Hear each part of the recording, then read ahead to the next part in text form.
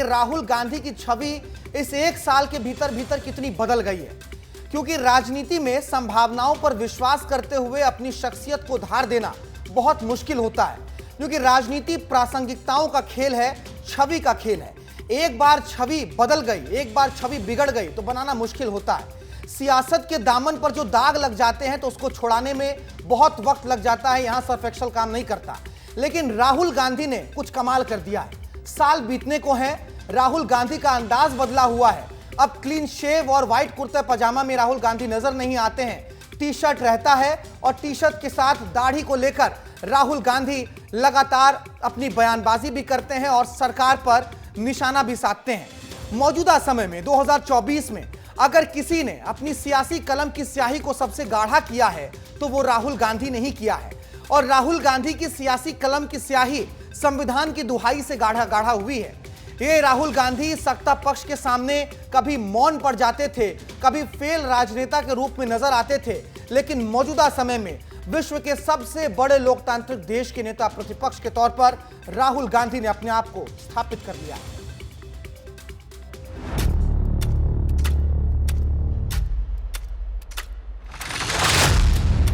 काम के बारे में बताओ, कितने घंटे करते हो, कितना पैसा बनता है? 7 बजे से रात को 8:30 बजे तक। और कैसे सीखे? सर जी गांव में सरेनी में सीख रहे थे, फिर मुंबई गए। किसने सिखाया? हमारे बड़े भाई। अच्छा, वो भी यही करते हैं? नमस्कार। कैसे? हिंदुस्तान की सरकार ने 20-25 अरबपतियों का 16 लाख करोड़ रुपए कर्जा माफ किया। महाराष्ट्र में भी हमें किसानों का कर्जा माफ करना चाहिए।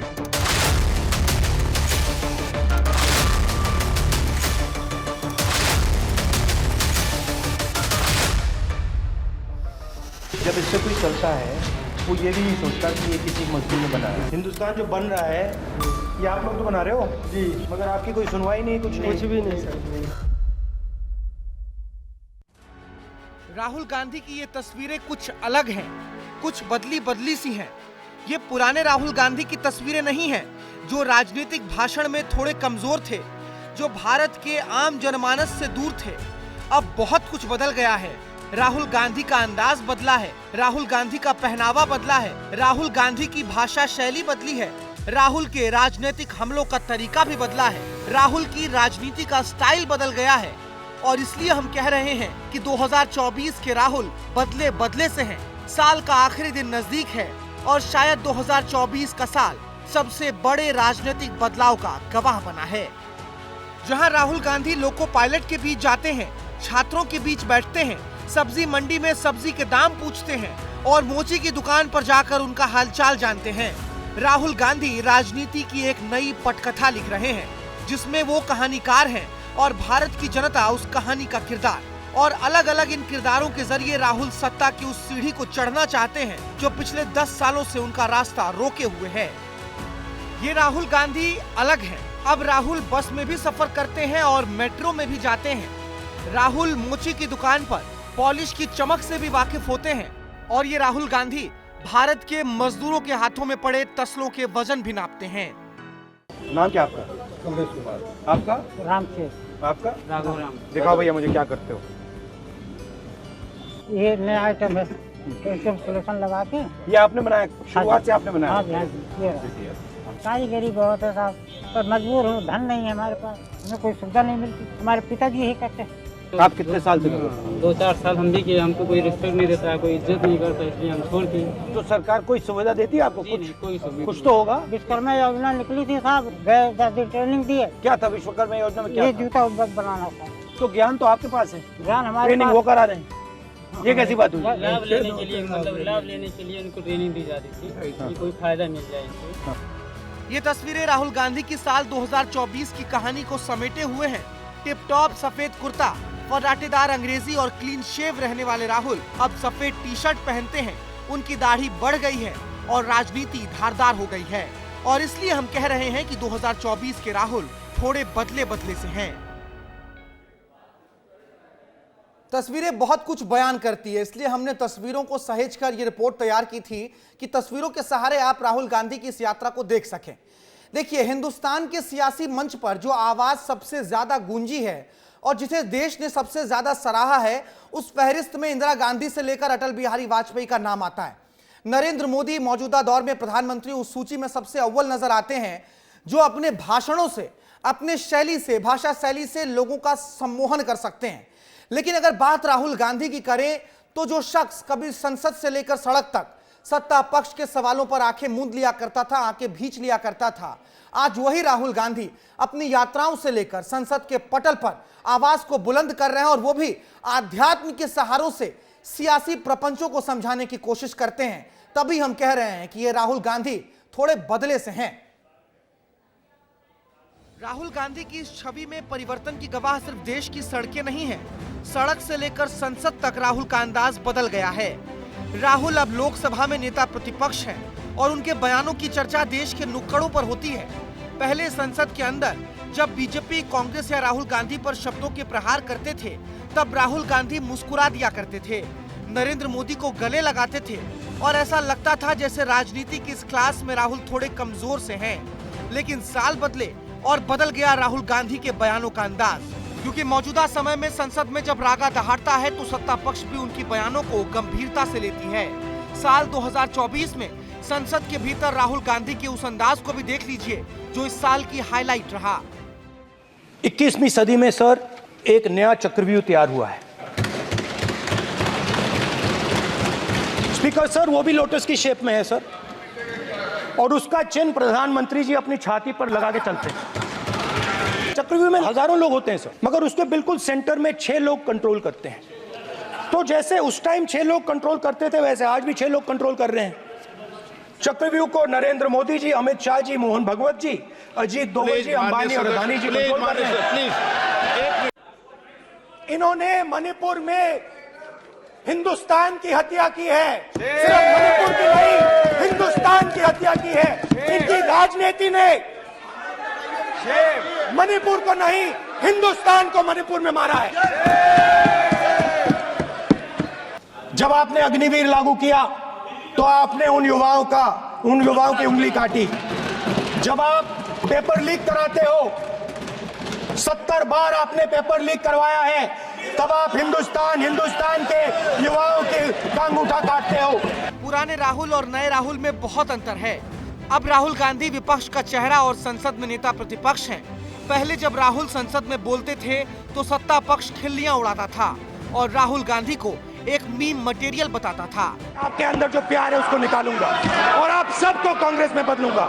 धन्यवाद, नमस्कार। 2019 में जब बीजेपी को 303 सीटों के साथ बहुमत मिला तो लगा कि राहुल गांधी का राजनीतिक करियर खत्म हो गया है, कांग्रेस अपनी जमीन खो चुकी है। और ये कहना गलत नहीं होगा कि 2019 के नतीजों में कुछ योगदान कांग्रेस पार्टी और राहुल गांधी के अति हास्यास्पद बयानों का भी था। 2014 के बाद 2019 में बीजेपी ने एक नया मुकाम हासिल कर लिया था और लग रहा था कि 2024 का चुनाव राहुल गांधी और पूरे विपक्ष के लिए करो या मरो का सवाल है। ये कहानी लगातार जारी है। 2024 के चुनावों तक इस कहानी में हम पहुंचे हैं, लेकिन यहां रुककर आपको जरा राहुल गांधी के बदलने के पीछे के कारणों को भी समझा देते हैं, क्योंकि राहुल गांधी के बदलने के पीछे मौजूदा सियासी बदलावों की भी एक अमिट छाप है। आज अकेले राहुल गांधी नहीं बदले हैं, आज इस देश में विपक्ष का इकोसिस्टम भी बदल गया है। ना अकेले कांग्रेस में कोई परिवर्तन हुआ है, ना ही अकेले सदन में राहुल गांधी के चरित्र में कोई अलग से परिवर्तन हुआ है। आज सदन में अगर हम बात करें तो विपक्ष का आंकड़ा ही बदल चुका है। विपक्ष से मतलब कांग्रेस से नहीं है बल्कि पूरे इंडिया ब्लॉक से है, जिसके नेता के तौर पर राहुल गांधी अब अपने आप को उभारने में लगे हुए हैं। आसान नहीं होता है 52 से लेकर 99 तक का सफर तय करना, वो भी ऐसे समय में जब पूरे विपक्ष का इकोसिस्टम अलग अलग इशारों में बटा हुआ हो। यह कहना गलत नहीं होगा कि राहुल गांधी की भारत जोड़ो यात्रा ने भी विपक्ष के सफर को एक नई उड़ान दी है, या यूं कह दें कि विपक्ष की मौजूदगी को पहचान दी है और लंबे वक्त तक जो अप्रासंगिक था उस विपक्ष को पहचानने में मदद दिलाई है। अब बात 24 के चुनावों की करते हैं, जिसने राहुल गांधी को पूरे तरीके से बदल दिया।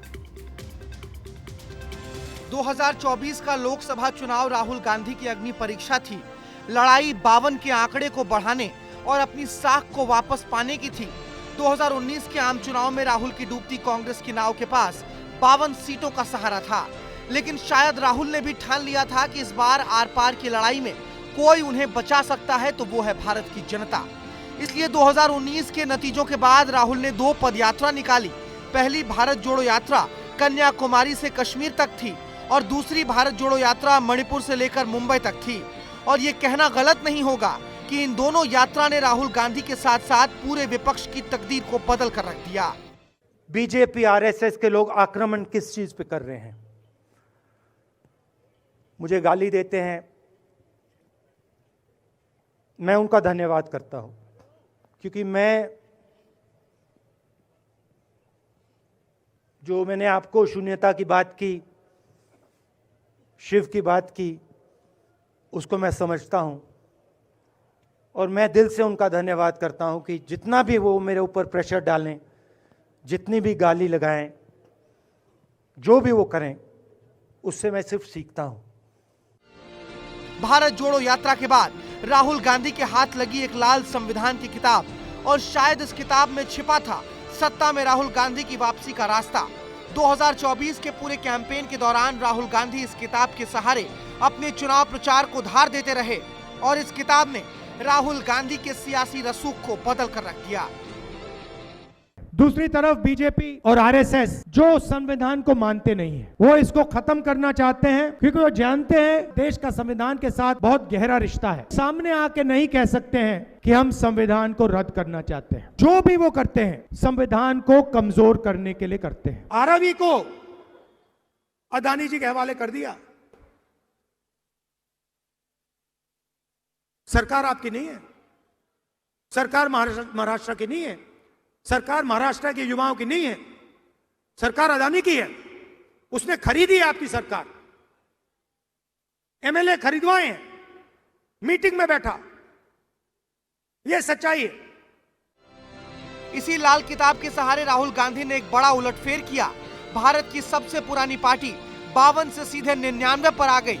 राहुल गांधी भले ही सत्ता के शिखर तक ना पहुंच सके हों, लेकिन उन्होंने अपनी वापसी का रास्ता जरूर तलाश लिया और 24 के आम चुनाव के नतीजे इस बात की गवाही भी देते हैं कि राहुल अब बदले बदले से हैं और उनके इस अलग अंदाज ने उनका राजनीतिक भविष्य भी बदल दिया है।